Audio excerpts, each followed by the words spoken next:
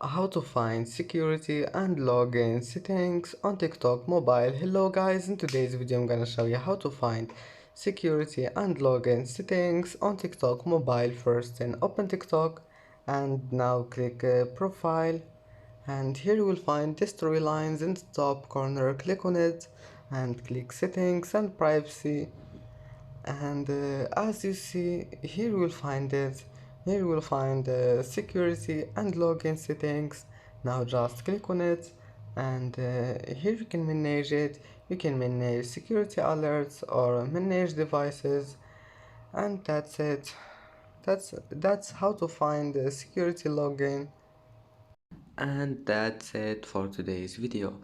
If you like this video, don't forget like and subscribe, and thank you for watching this video until the end, and see you in the next video.